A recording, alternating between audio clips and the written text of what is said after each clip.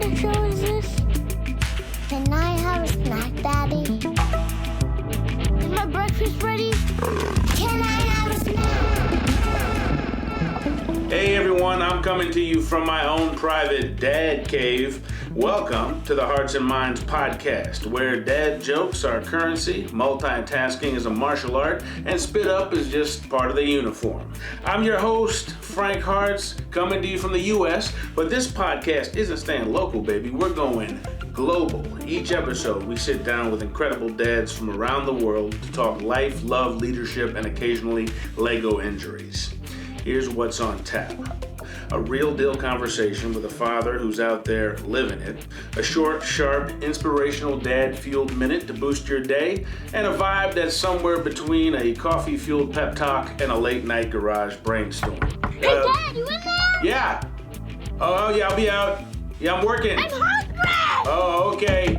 Are you coming out? Whether you're in Tokyo traffic or a Texas parking lot, this podcast is for you. Because you're not just raising the bar, you're raising kids.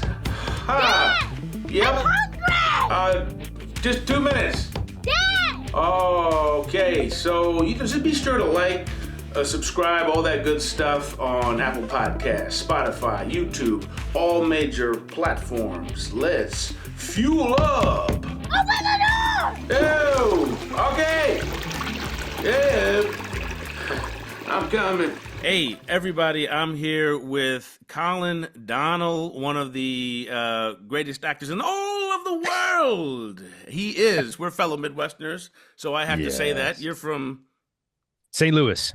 The Lou. And you know Colin from, obviously, shows like Chicago Med and Arrow. And, you know, let's not just jump right to television. My man he's got the theater thing going on. What was the most recent? Something to do with a shark in the water. What was that show you did on Broadway?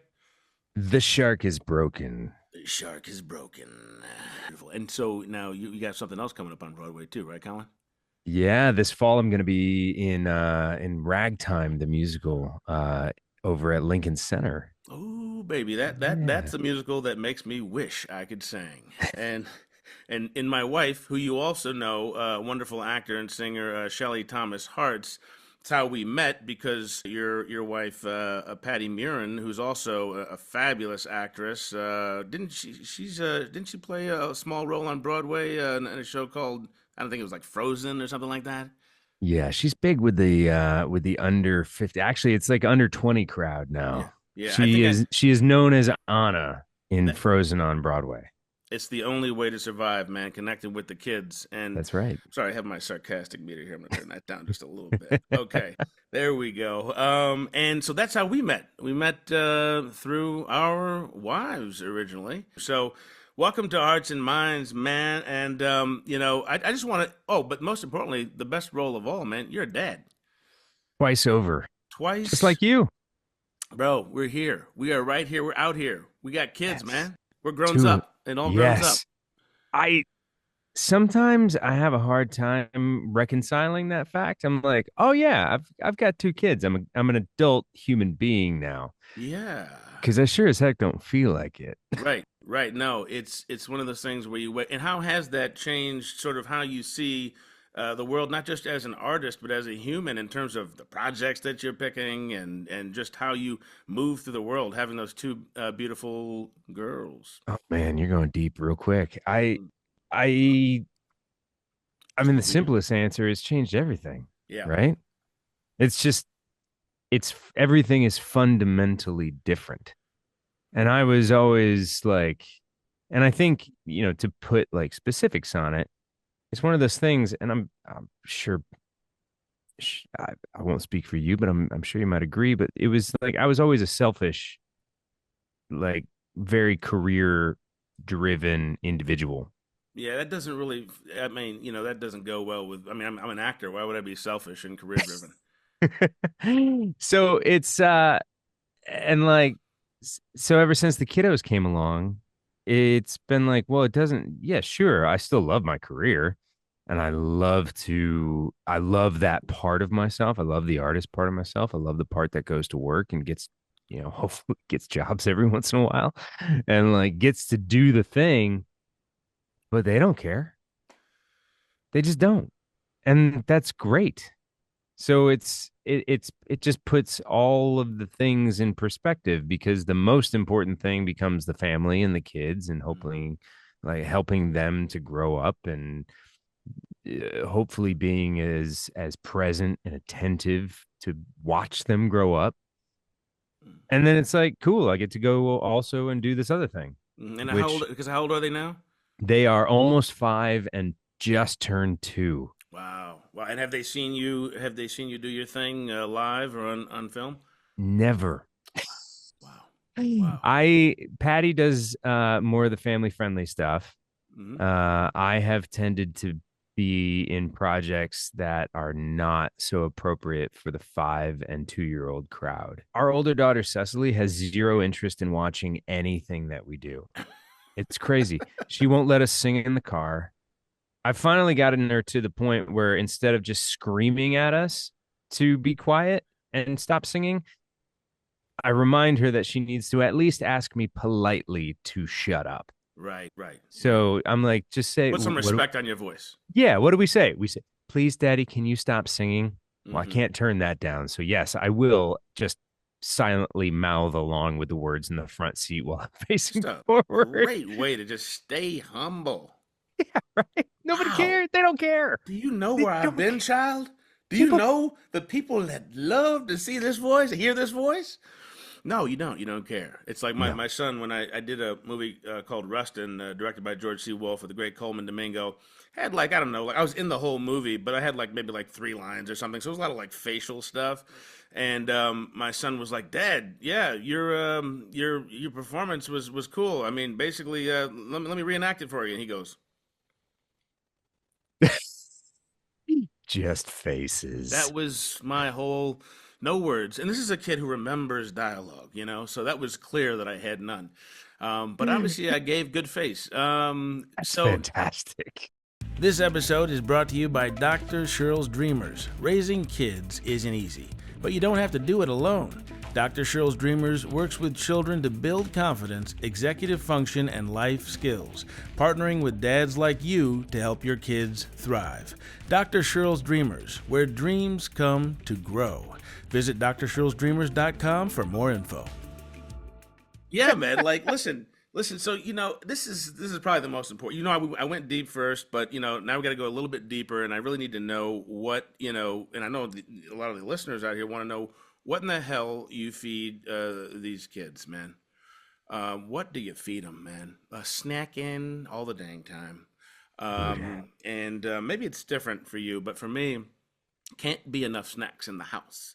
No. And breakfast is like, I try to switch it up, some mornings, but it's like, just go back to the cereal. Just, Yeah. Why do you like I every day I'm packing lunches because that's sort of my like that's my thing huh? in the Hmm. like in the morning. And every day I'm like, oh well, let me get some input, at least from the 5-year-old. Like, what do you want for lunch? Every single day. Bagel and cream cheese. Whoa. Okay. Good taste. I mean, right? It's what I grew up eating almost every single day. But I'm like, Cool. can we Lunchables. do you want something else? Yeah. Do you want like I don't do you what do you want for dinner on the way home? Yeah. Picking them up from daycare on the way home. Hmm. Hmm. All right. How was your day? Et cetera, et cetera. What do you guys want for dinner? The big one? Hmm.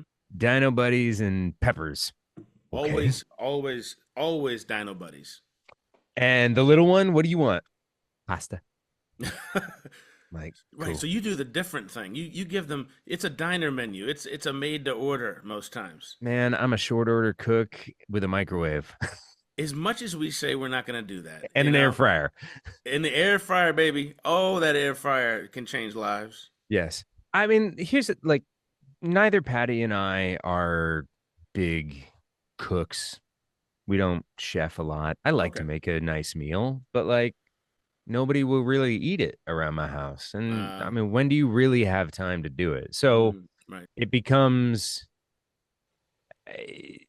I'm just like, well, you know what? That's fine. Yeah. Y'all, if you will eat it, I will give it to you. Right. Yeah, no, anything you'll eat, I'll give to you. I mean, because you look like, yeah, maybe it's the mustache now, which I'm loving. You look like you can cook up some good stuff. You know, It's a little Chef Boyardee looking this thing, is isn't just, I mean, I'm getting hungry it? just looking at that mustache, bro. I'm about to leave this damn podcast and go get me some ravioli. I mean, god damn, Colin. Talking about I don't really cook much with that little mustache, putting a little pasta sauce on the end, like bing, bing, bing. Look, man, I'm It's just gonna be like, the Bear 2.0, but it's only Chef Boyardee. I would watch that. I would That's our one. that's our spoof. Well, let's make it.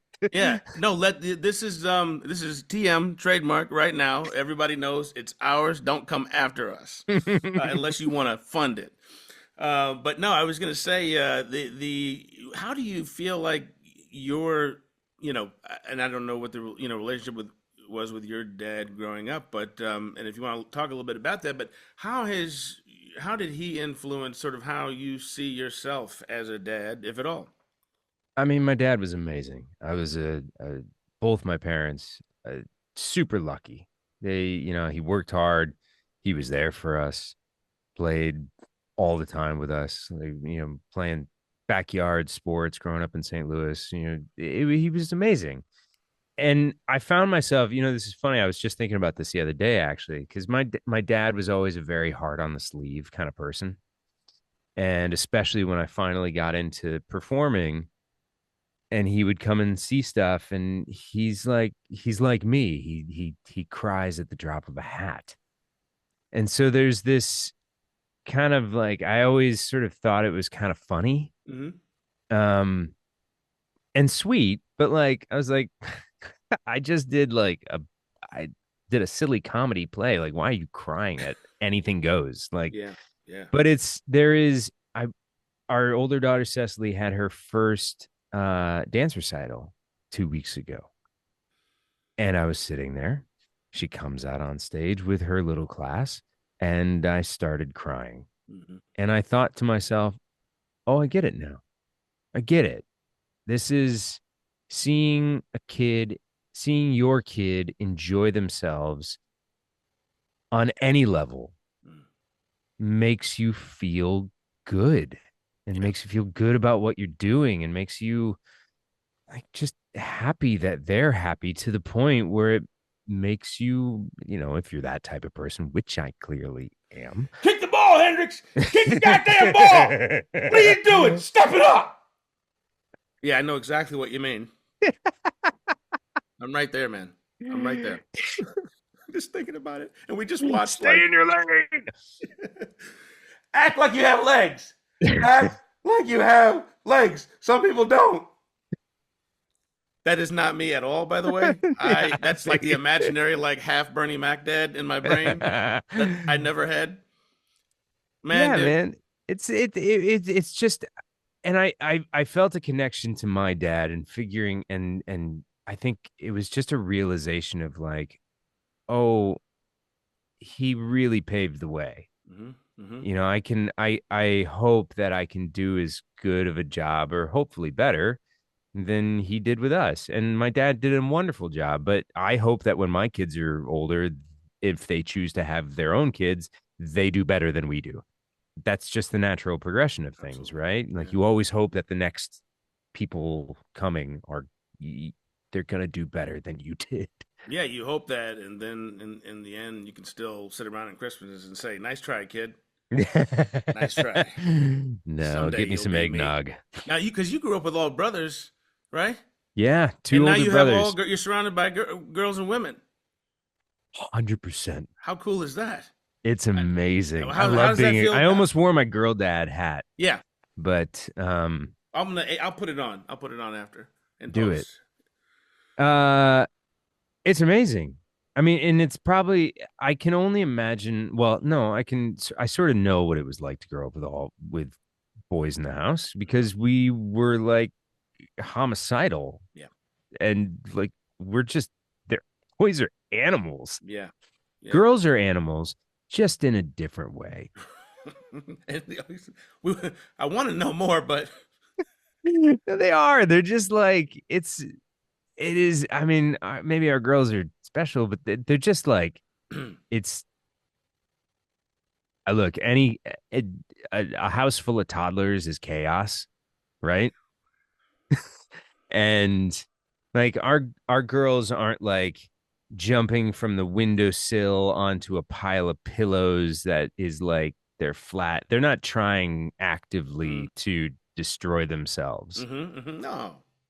But they are like they are full of emotions. Mm. And they are a handful and they're fun as heck. Yeah. Yeah, I I bet, mean, they're man. just fun.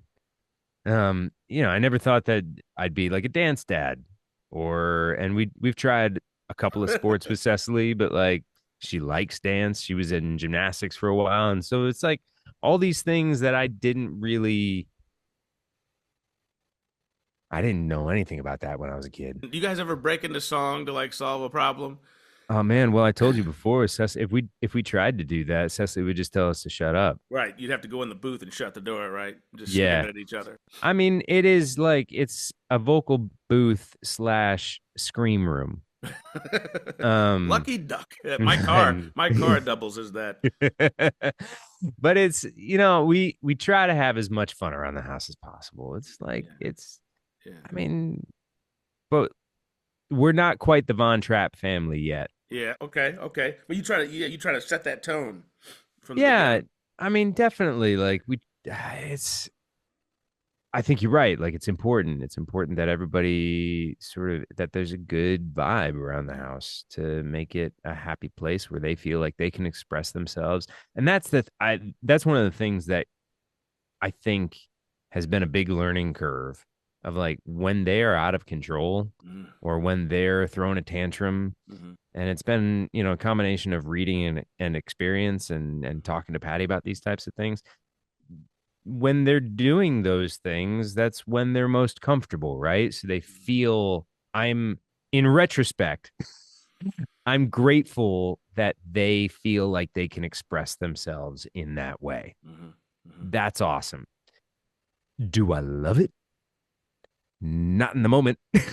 Ouchie. Yeah. It I is. don't It's want you to be screaming at me, no, no. but Or like if we can work through it and sort of figure out how to handle those things and learn about their big emotions and their feelings in a constructive way that isn't just yelling at each other, then mm-hmm. cool. Mm-hmm. Yeah, no, man. That whole emotional intelligence thing is. I almost if I hear it again, those two words, I might jump out of a window or something. But it's like it's. I saw a podcast one day, then we were talking about all these different things. But one of the things they were talking about, psychiatrist was on, I think talking to like Nick Cannon or something about your higher Mhm. self and your lower self. And I said, you know what? You know what? I saw this one podcast, and I'm never going to tap into my lower self again. So the next morning, I woke up and I'm all, there's something went wrong, and the boys started going crazy, and everything was cool. By the afternoon when I got home from school, it was like total, just like I said, I said, stop jumping on the couch. Otherwise, no frozen treats for you this summer. The whole summer. Oh yeah. Oh, that's not good enough. And I'm taking your bike too for the whole summer. Shelly's like, it's gotta be proportionate, man. It's gotta be like, a couple hours a day, something like that. The whole summer. No swimming pool. I'm gonna melt it down Yeah, but and turn it into a plaque, and that this plaque is gonna say, I shouldn't have jumped. This is what happens. with a picture of your old dad right next to it. No, but you're right. It's a learned thing. It's like it's some people may you maybe you're born with that. Like Shelly, I feel like my wife is very she's just balanced spiritually at most times. She could just really just not get her. She's emotionally intelligent, unlike me. Unlike me, let's be real, okay? Yeah. And I'm pretty good, man. Like because the way I look at it is like, 50% of it at least is like just being there as a dad. Now, does that let us off the hook from the responsibilities? Because we know love is in the details, love is action. There's a lot of work that has to be done. But just physically, what do you think about that? And your dad was there, so just being there sometimes is a major start. I think it's If you're hugely doing it, important. if it's a positive being there. Yes, yes, yes. I mean, look, being present. I mean, it's something that is difficult these days, Yeah. and it is not only. And I think you're on the right track. Like it's not it's being there, and then the second step is being present, Mm-hmm. which is something that I personally need to work on a Mm-hmm. lot. I mean, there's so much going on at all times in the world and work and whatever Sure. that Sure. like it is, I have to remind myself that it's like, look, this is playtime or we're getting ready for whatever. Yeah. It's like just sh- put the shit down Yeah. Yeah. and just hang. Mm-hmm. Mm-hmm.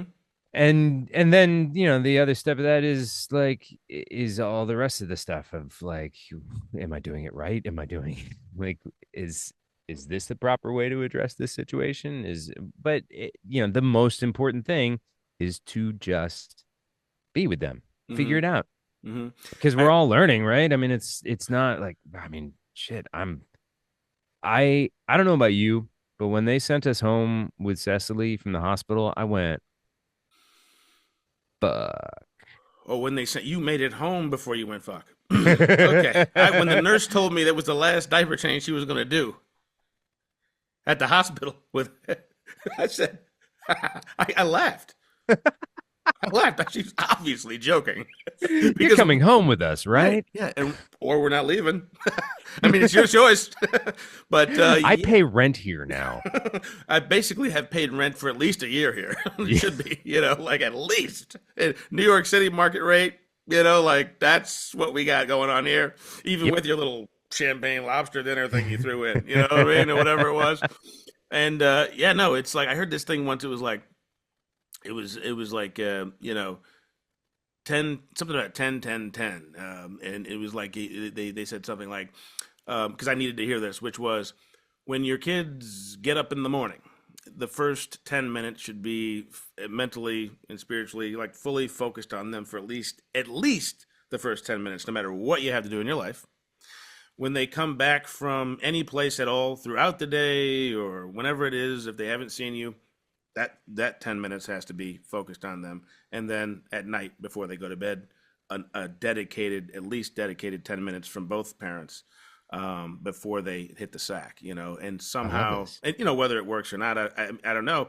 I mean, I'm testing it out now, and it seems to work, because it helps me focus and Right. really not just be there, like you were saying, but be present.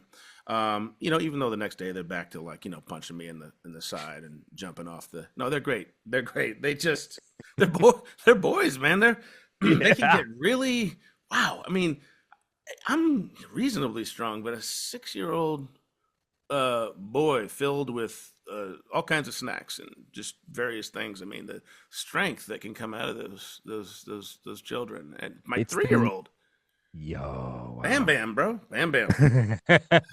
My mind is boggled at the endless, it's like a bottomless pit of energy. If scientists could figure out a way to run the world off of toddlers, Oh, tap into it. why do I feel like that's somehow in the world we live in today happening somewhere? There's some expect. We're not going down. We're not going. But No, yeah, yeah. no. I'm sure we'll see that soon. It'll be like AI toddlers or something, like made of like synthetic skin, like running the world, helping us fuel the world. Man, listen, I'm just Perfect. wondering like if there's anything that as a dad that sort of just like, caught you off guard that you just did not. I mean, there can be a thousand things, right? But what's like one big thing you look at and you say, I did not expect that. Out of all the things I thought that could possibly be coming, I did not see this happening. Oh, God. And that's I good or mean, bad, by the way. yeah, I mean, you're right. There is a billion things. And if I had to pick just one, you know, oh, you know what it was, and maybe you felt this way, but I was not prepared, even though I'd been told. When we had our second, I remember both of my brothers being, they were very excited for me, and they're like, and they each have two kids themselves, and They each separately both said it's awesome, but don't kid yourself thinking that it's just going to be twice as much work. It's more of an exponential type deal. Yeah. So 2 feels like 10 kind of in a way. And I was like, yeah, yeah, yeah, sure. Yeah. I'm whatever. And turns out they were right. Yeah. Uh and like, our kids are basically the same kind of spread. So like there was something about having blocked out those first 6 months from my head, Mm-hmm. and maybe it's an evolutionary thing, so we're willing to do it again. Mm-hmm. Mm-hmm. But like it was it was such a mind melt of like, oh my God, now your attention is there's no breaks. Yeah. Yeah. Yeah. So it's always on one or the other, and I mean, I wouldn't change it for the world, but man, it was such an abrupt adjustment that it completely caught me off guard. Mm-hmm. It was wild to me. Do you miss sometimes every now and then those days where you didn't have kids? Do I? No, Mm-hmm. I'll be honest. Like, I mean, do I crave some time for my own Mm-hmm. sometimes? Mm-hmm. Sure. Mm-hmm. Uh, but no.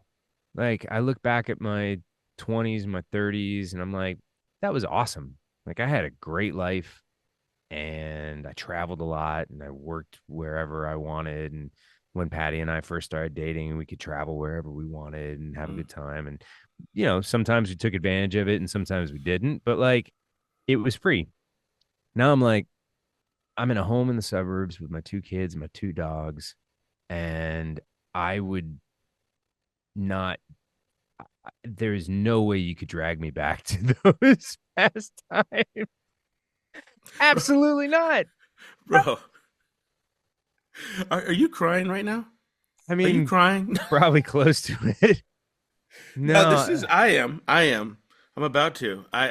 Because you well, yeah. I mean, it's like we used to binge watch at least a show a week, you know.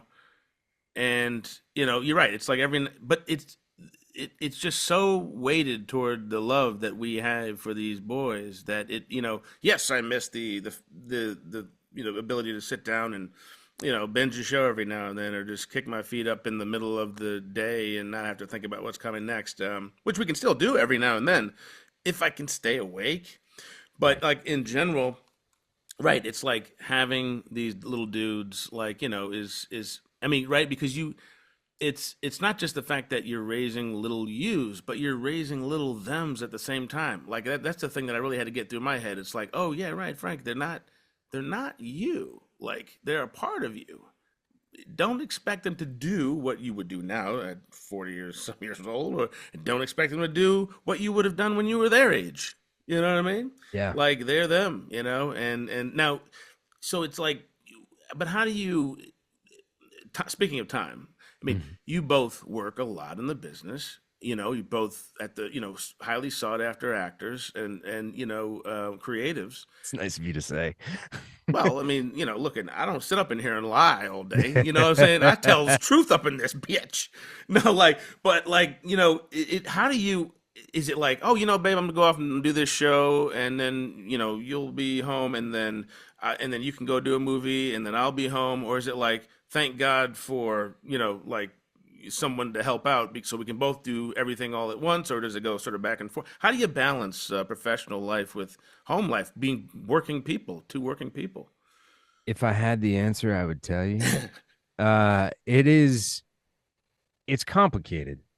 And I'm not much of a logistics person. Hmm. Patty is more so than I, thankfully. Copy that. But it's been, we sort of have this got this little mantra whenever things pop up, and it's so simple. It's we'll figure it out. Hmm. We'll figure it out. Whatever it is, we'll figure it out. And it has it's been kind of great because, nothing hopefully something shoots near home, or it's a Broadway show where like it's a beast of a schedule in its own thing, but like at least I'm coming home every day, or Mm-hmm. she's coming home every day.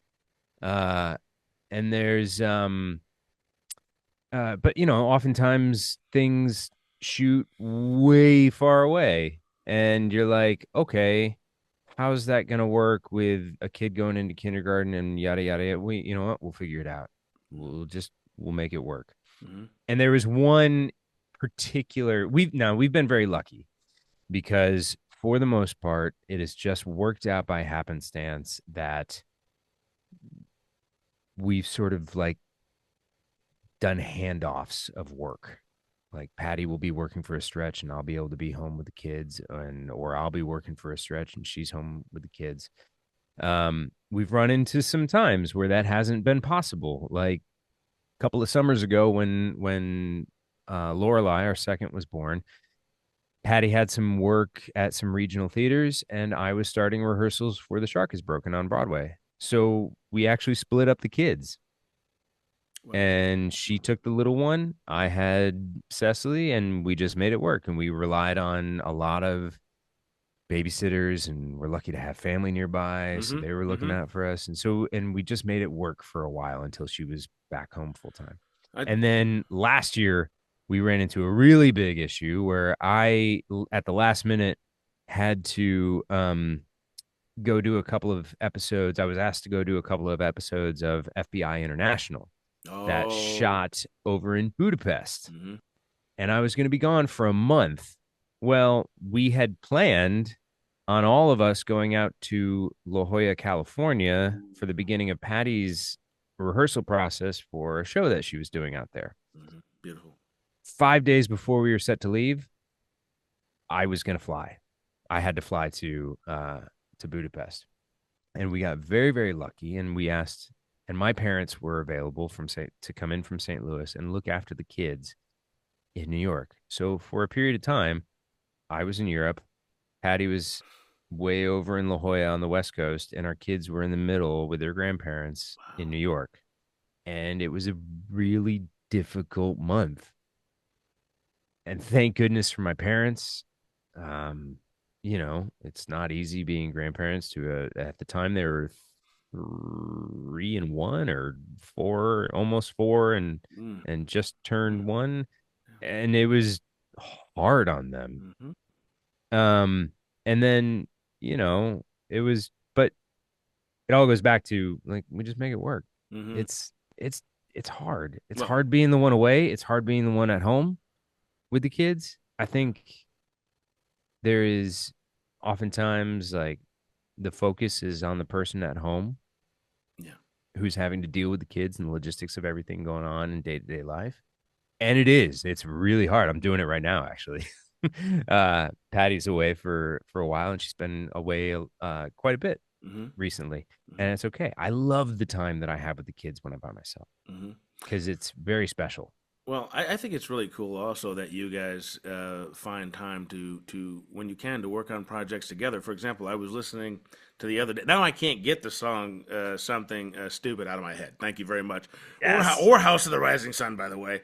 There's or Jackson. There's an album that Colin and Patty did. You'll have to listen to if you get a chance. Called "Something Stupid" and recorded just a few years ago. And there's some great hits on there. And you all just knock it out of the park. And I just thought it was so cool to see you all find this time to be creative together as well. You know, It's really fun. It's any opportunity that we've had to work together. Because I mean, when we first started dating, is we were actually working together doing Shakespeare in the Park. It was a musical version of Love's Labor's Lost.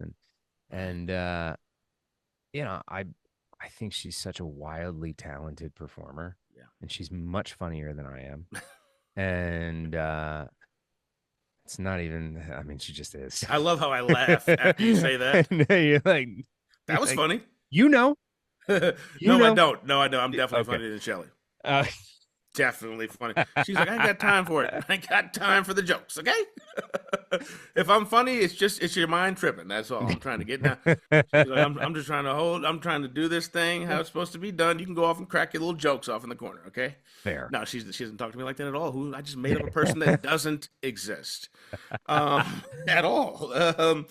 Well, listen, man. As we wind down now, I'm wondering if there's anything you want to leave new dads, current dads with just a piece of advice that you maybe wish somebody had shared with you or you knew about before you became a dad that you might want to pass along the way.